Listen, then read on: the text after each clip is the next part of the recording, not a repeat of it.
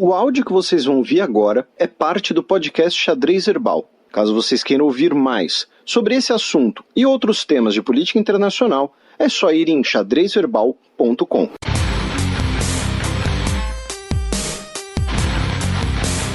Giro de notícias.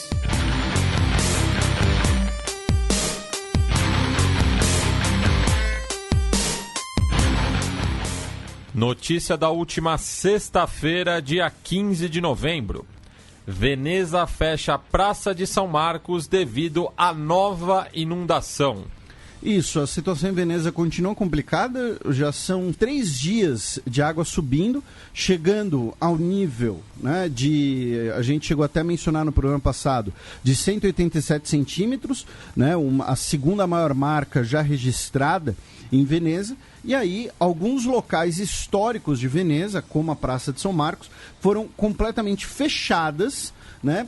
O prefeito disse que é para evitar riscos sanitários para os cidadãos, mas é importante mencionar que tem muito turista em Veneza e turista tirando foto e tudo mais, do tipo, olha, vim em Veneza e encheu d'água, né? Como se esse fosse o cartão postal da cidade, digamos assim. Né? E aí você está tendo campanha de doações, contribuições para os residentes, para recuperar eventuais bens perdidos. Então, você está com uma situação muito complicada em Veneza, só que aí é importante a gente falar disso, aí entra uma questão muito curiosa, que não é apenas aqui a gente falando da preservação do patrimônio histórico, mas é aquela coisa, em 2019, né, por exemplo, um político que fale que uma seca é culpa de São Pedro, né? Eu não vou dizer que teve político que já falou isso. Eu não vou dizer que, por exemplo, o então líder do governo na Câmara dos Vereadores de São Paulo, atual prefeito de São Paulo, Bruno Covas, chegou a dizer isso em 2014, mais ou menos, 2015. Porque assim, a gente está falando de 2019, ninguém mora em caverna, nós temos tecnologias para contornar diversas questões da natureza. E por que eu estou falando disso? Porque Veneza era para estar com um sistema de comportas pronto desde 2016. Esse sistema de comportas, ele começou na década de 1980 e ele está atrasado. E a previsão mais otimista de conclusão é para 2021, tá? E muita gente, a gente não é expert aqui, mas começaram a se debruçar sobre esse projeto, muita gente dizendo que ele já vai nascer meio obsoleto, esse projeto de comportas, muito caro, né? E aí é aquela coisa, né? Eu não sei que empresa que construiu, mas tem que dar uma olhada também aí numas contas bancárias, ver se tem uma delação aí e tal.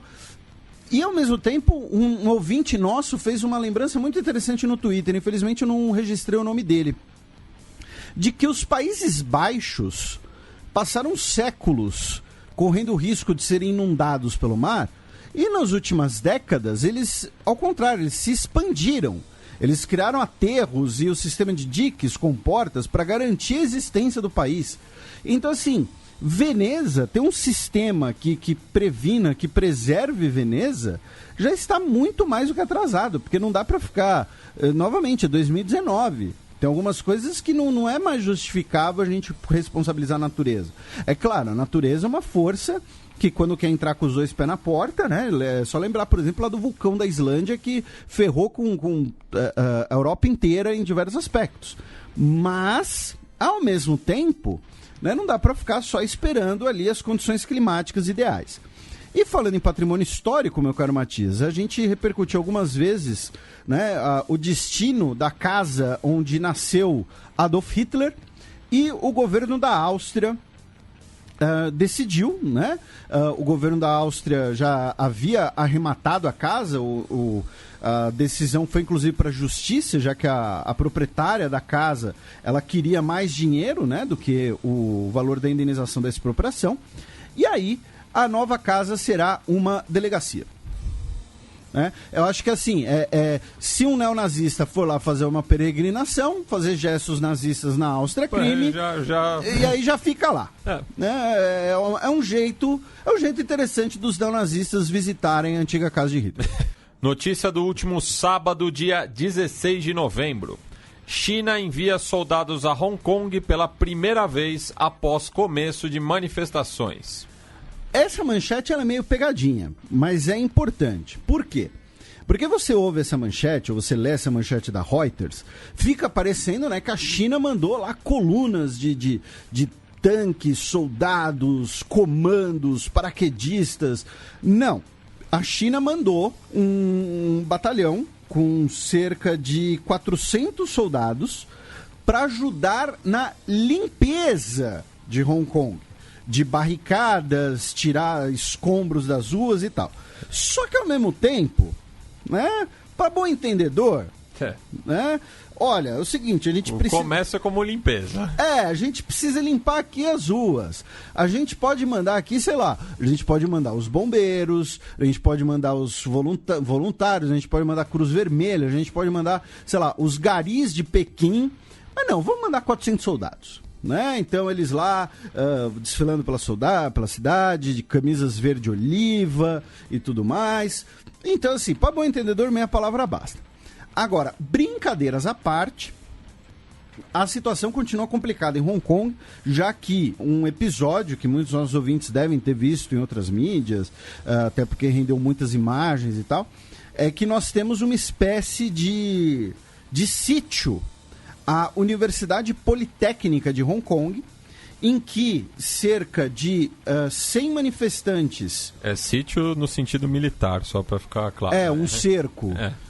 Não é sítio do Pica-Pau Amarelo. Então nós temos ali um cerco, né, com cerca de 100 manifestantes dentro da Universidade Politécnica, a polícia cercando o campus. Foi a partir da Universidade Politécnica que teve alguns manifestantes disparando flechas contra a polícia, que foi uma imagem que girou bastante pelas internets. E quando eu digo flechas, é arco e flecha mesmo, tá, gente? Não é, sei lá, alguma analogia. Não, é arco e flecha mesmo. E aí jogaram gás lacrimogêneo para tentar forçar a saída dos estudantes. Os estudantes teve alguns ali que fizeram uma espécie de rapel para sair. Enfim, tem uma situação tensa, né, depois desse cerco. E aí o que acontece? Um dos policiais atingidos por uma flecha, ele foi pro hospital. Ele não corria risco de falecer, porém ele foi para o hospital com um ferimento relativamente grave. E por conta disso, a polícia já anunciou que pode realizar uma operação digamos assim, de tomada do campus. Uma operação de entrar no campus e retirar esses manifestantes. A Carrie Lam disse que a única opção dos manifestantes é entregar as suas armas e sair pacificamente. Diz que menores de idade não serão detidos. E semana passada eu tinha até separado uma declaração dela que esqueci de repercutir, que ela disse que os protestantes haviam se excedido nas suas assim chamadas demandas e que eles são inimigos do povo. Então, então assim, é uma queda de braço, né? Vai aí esse sítio, a Universidade Politécnica. A gente, algum tempo atrás, a gente fez um programa mais específico, mais dedicado sobre a questão de Hong Kong, a questão do choque de identidades, digamos assim, entre a população de Hong Kong e a população da China continental. Foi o programa de número 191, tá? É um programa que ainda está válido, acredito eu, de junho de 2019. Podem assistir, tá? Podem ouvir. Ou assistir, também tem no YouTube, né? Embora seja só o áudio. Então, fica a sugestão para você que é ouvinte mais recente, ou ainda não está entendendo direito o que está acontecendo em Hong Kong e tal. Então, é isso. Também no último final de semana, ao menos 33 são presos em Paris no primeiro aniversário dos coletes amarelos. Os coletes amarelos estão em um ano já. Que maneira melhor de comemorar do que algumas detenções, né?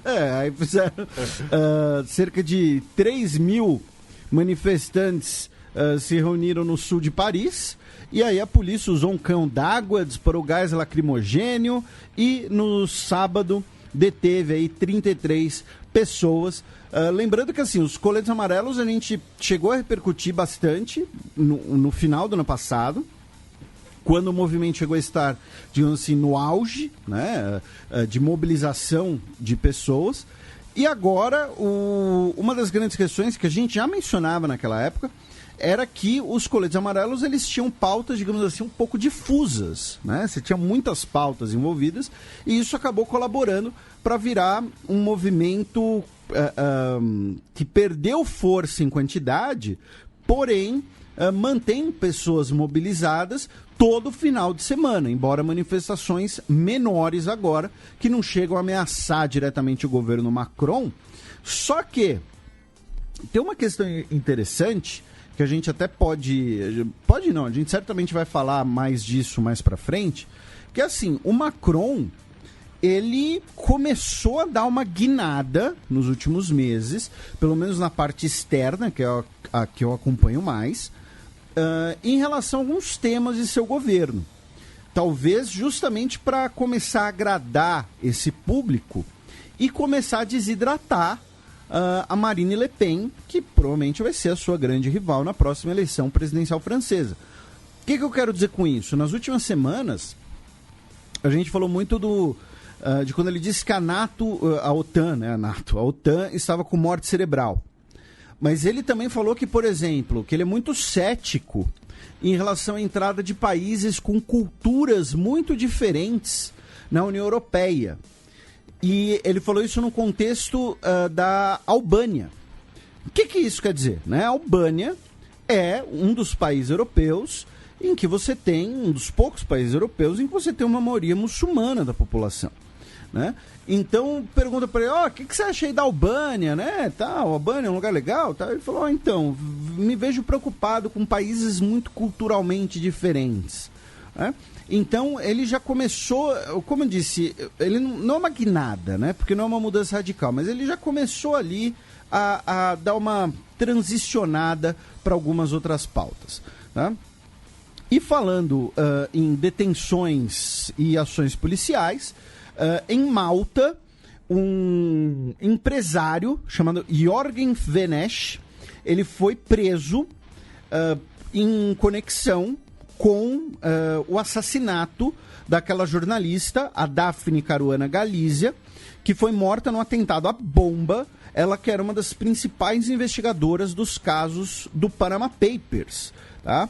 Ela foi assassinada em outubro de 2017, né? Explodiram o carro dela e o Jorgen Venesh, ele foi detido a bordo do seu iate em Malta, né? E foi libertado sob fiança, porém ele estará sob vigilância policial around the clock, né? Ou seja, né? o tempo todo.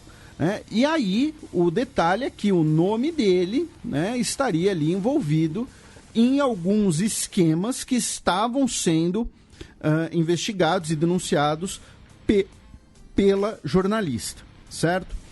E, finalmente, na Sérvia, o governo sérvio disse que deteve, tá, prendeu agentes russos infiltrados dentro da polícia sérvia, tá? E nesse contexto nós tivemos um vídeo, tá, em que um suposto agente de inteligência russo está dando dinheiro para um homem sérvio em Belgrado, tá? Esse sérvio seria um ex-oficial do exército e o russo seria um ex-adido militar russo na embaixada em Belgrado, o tenente-coronel Georgi Kleban.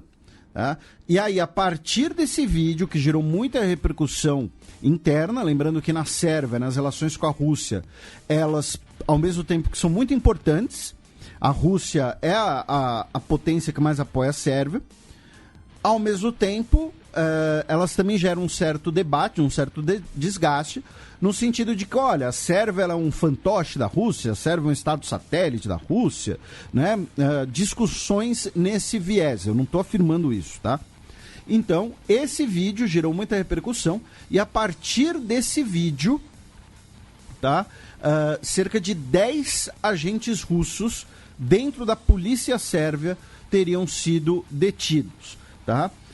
O presidente da Sérvia, o Aleksandar Vučić, disse que esse incidente não afetará as boas relações do país com a Rússia e que ele tem certeza de que o presidente Vladimir Putin não sabia das ações desses agentes russos, tá? Então, claro, né, ele deu ali uma política de boa vizinhança, digamos assim.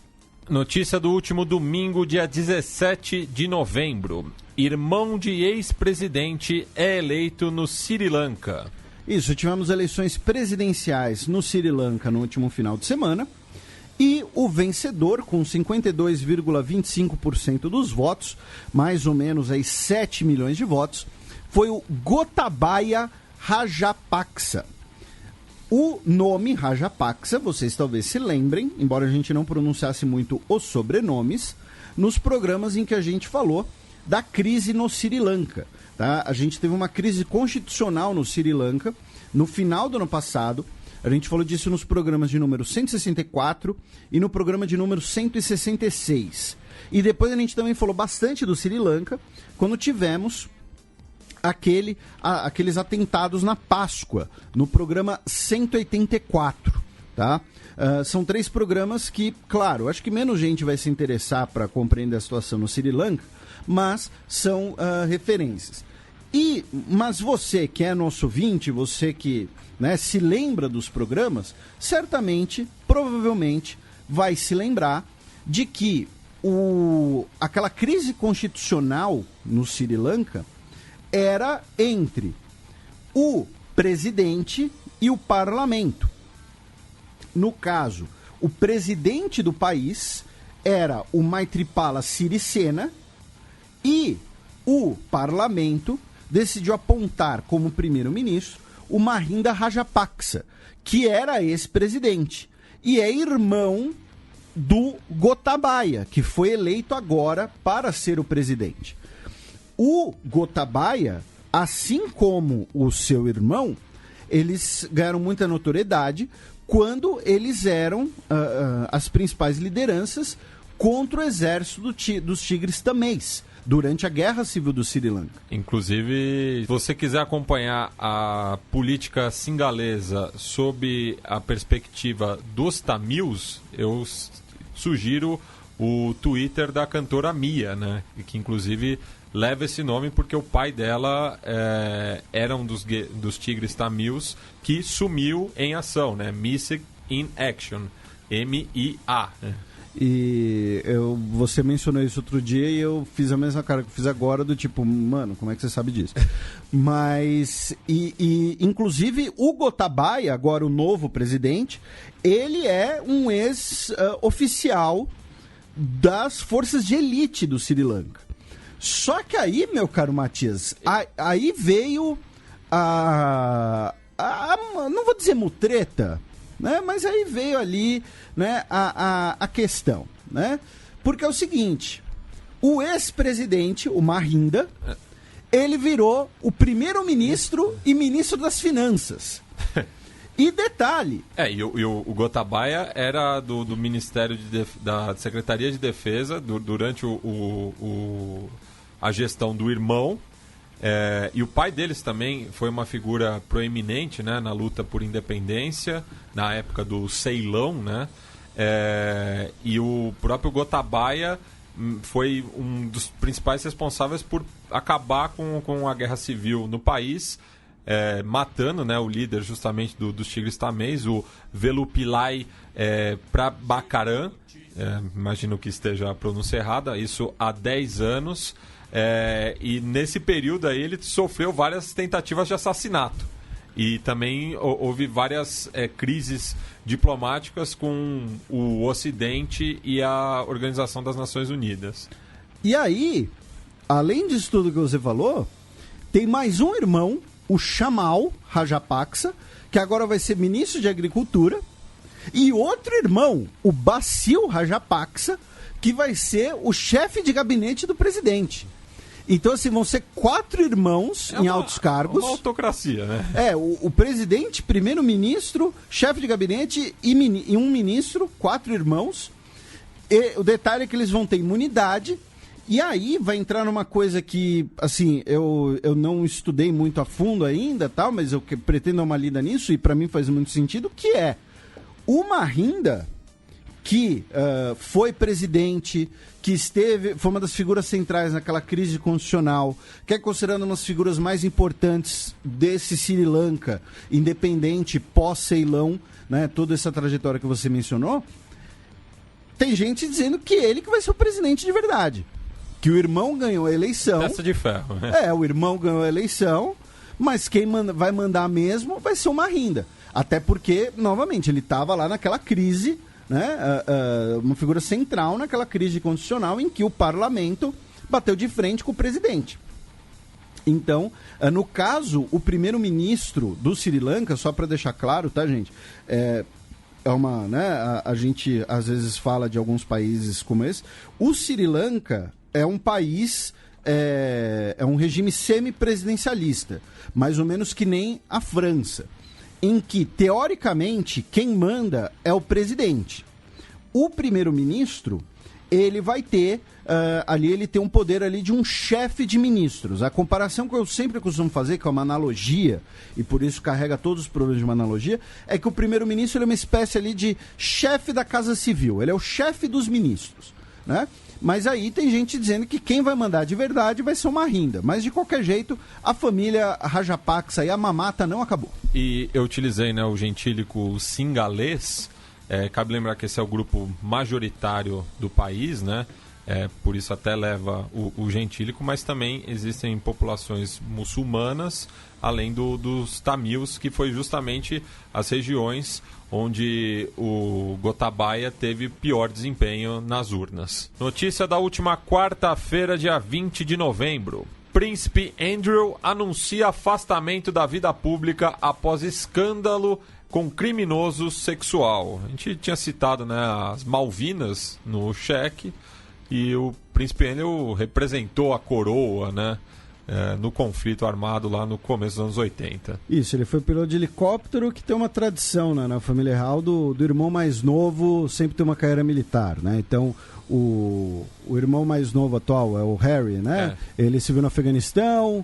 O irmão mais novo lá, o do discurso do rei, serviu na Primeira Guerra Mundial. E seguiu os passos do pai também, né?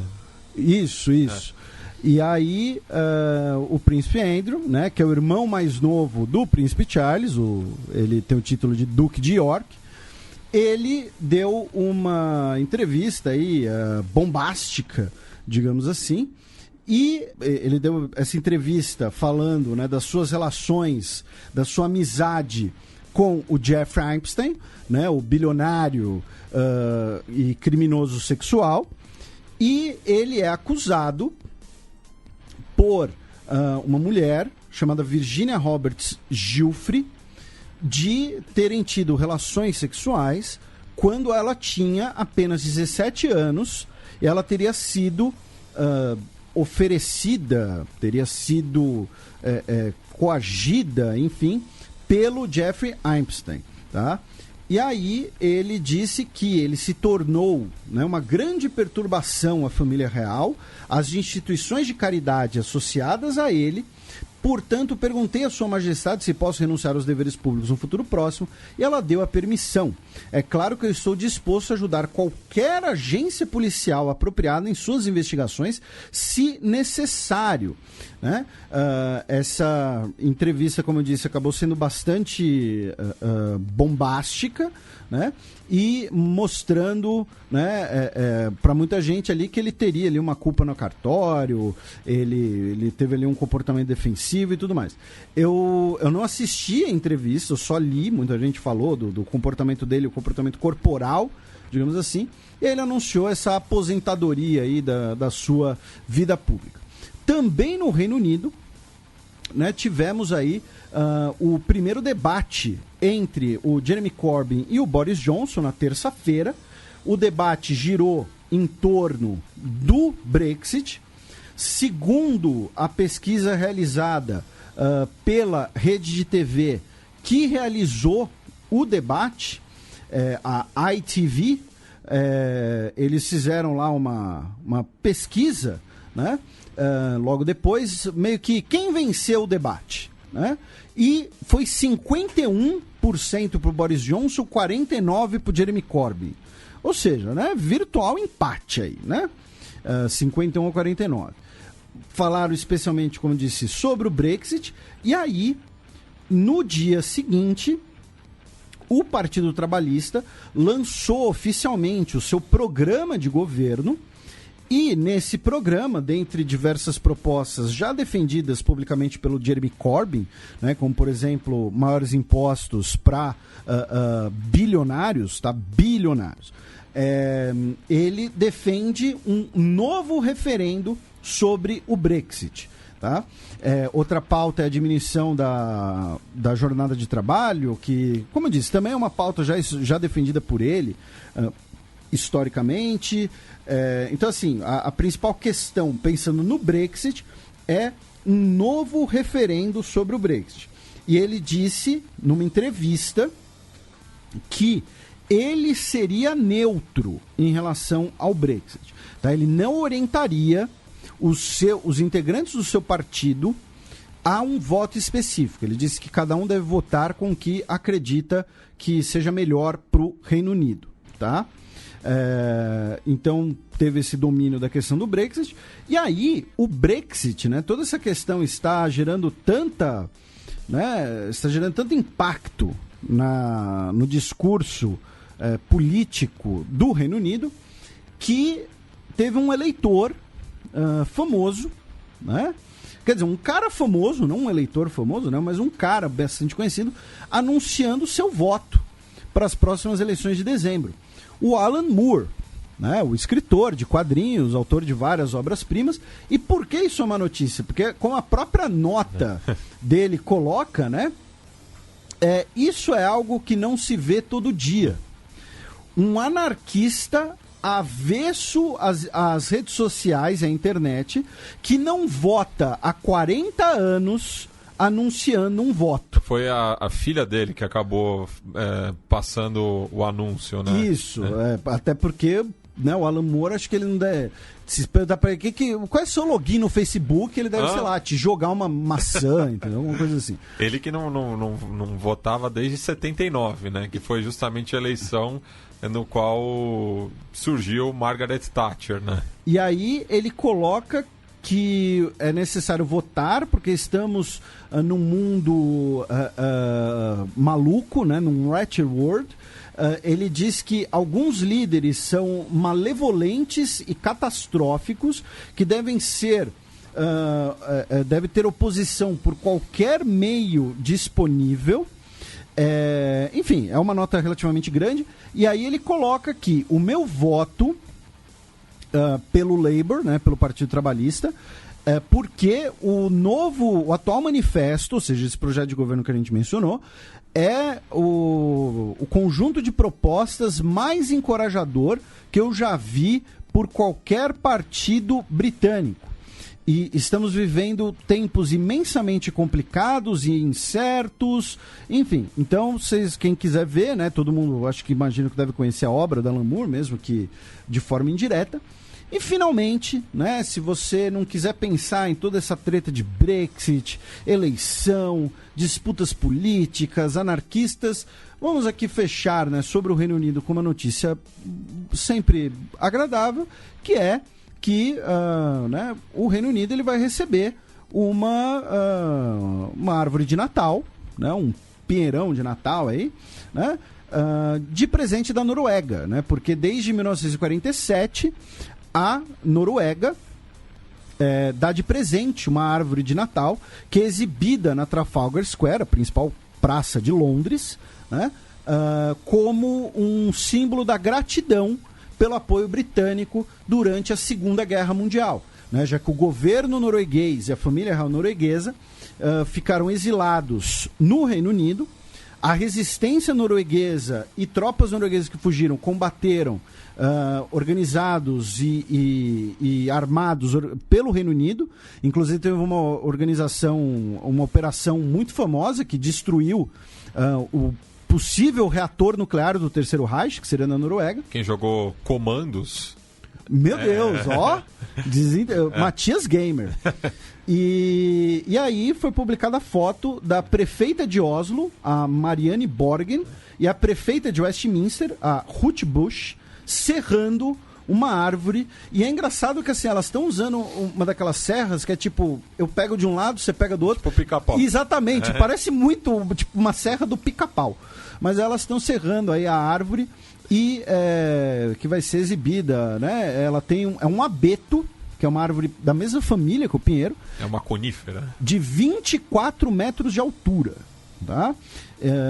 Então vai ser aí o presente de Natal norueguês para os londrinos desse ano. Notícia da última quarta-feira, dia 20 de novembro. Ativista por direitos humanos é morta na Somália. A Almas Elman, ela foi baleada, ela estava num comboio quando, dentro do aeroporto, inclusive de Mogadishu, numa área segura, tá? E ela foi atingida por supostamente uma bala perdida, tá? Ela tinha nacionalidade somali e canadense e ela era a atual diretora do Centro de Paz Elman, que foi fundado em 1990 pelo pai dela, o Elman Ali Ahmed, que fugiu para o Canadá com a sua esposa e filhas com a Guerra Civil. Depois ele voltou para a Somália em 96 para ajudar no processo de paz. Foi morto num atentado. Ele ele foi um daqueles nomes ali que sempre era possível candidato a Nobel da Paz. E as filhas dele, né, estavam coordenando as ações do Centro de Paz, e ela acabou falecendo, né, nessa suposta bala perdida enquanto ela estava se deslocando na região do aeroporto de Mogadishu. Além disso, na costa oriental africana, estamos tendo protestos em Moçambique, tá, com os dois maiores partidos da oposição pedindo a renúncia do presidente Filipe Nyusi, Filipe escrito na grafia correta, que nem eu, tá? Depois ele ter sido citado num julgamento nos Estados Unidos por um doleiro libanês chamado Jean Busnai, que o Filipe Nyusi teria ali recebido, né, teria recebido ali uma grana suspeita, né, teria ali facilitado algumas operações meio escondidas, no que está sendo chamado, né, em Moçambique, de o caso das dívidas ocultas, né? E aí ele teria recebido dinheiro aí, inclusive de Caixa 2, para financiar a sua campanha. Notícia de ontem, quinta-feira, dia 21 de novembro.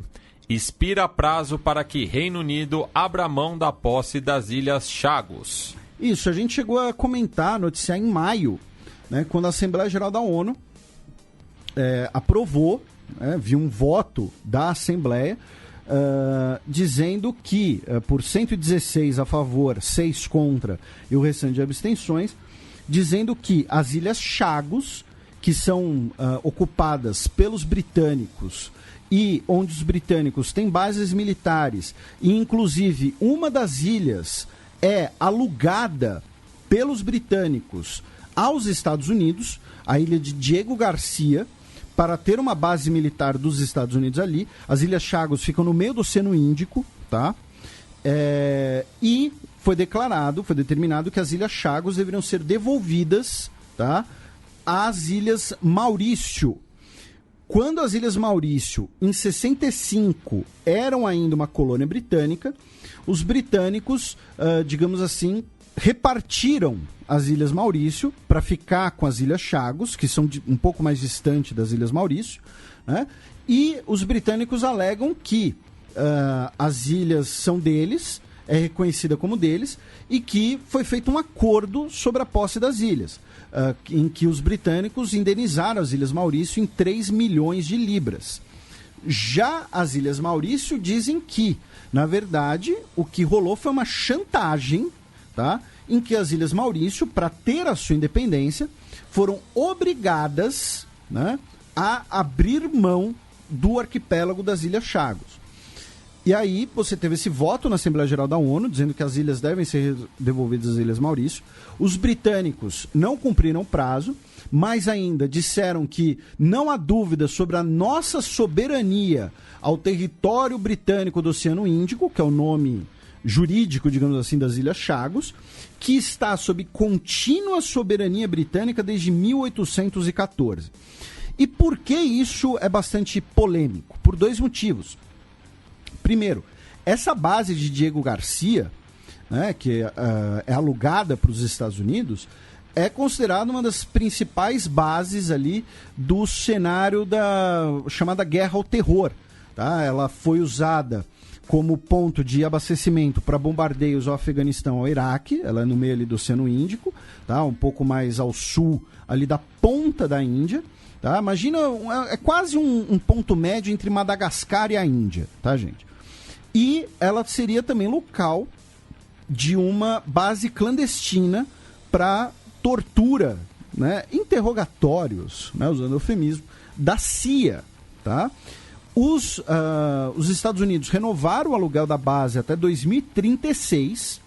E o outro motivo de polêmica é que, quando os britânicos assumiram a posse das ilhas, em 68, eles expulsaram toda a população nativa para as Ilhas Maurício e para as Ilhas Seychelles, onde muitos deles viveram em extrema pobreza, muitos deles morreram, no que os Chagossians, né, Chagossians, em inglês, não sei como é que seria a tradução, classificam como uma política, inclusive, de genocídio.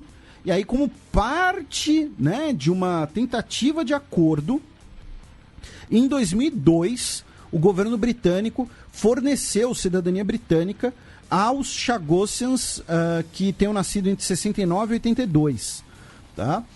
Mas ainda continuam essas acusações, essa discussão. Então é um tema bastante polêmico e é uma das heranças ali do período ali do imperialismo do século XIX.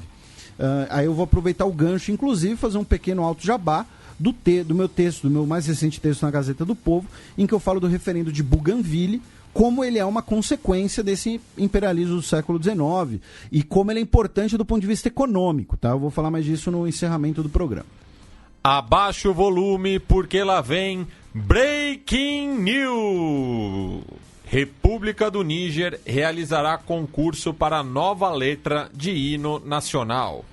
O ministro da Cultura do Níger, o Assumana Malan Issa, disse que o hino atual ele é uma letra que faz muitas deferências à França, a antiga potência colonial, que ele foi escrito por um francês, inclusive, o Maurice Albert Thiriet, e aí o ministro da Cultura disse que vão fazer, né, esse concurso para uma nova letra e que essa nova letra deve servir como uma espécie de grito de guerra que alcance o nosso coração patriótico.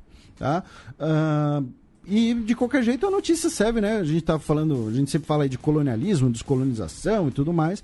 Então, República do Níger querendo um novo hino, dizendo que o hino antigo é muito francês.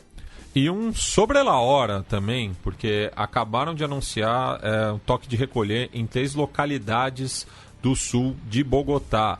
Boça, Ciudad Bolívar e Kennedy, né? Por conta dos protestos ligados à greve geral, como a gente explicou durante o chefe.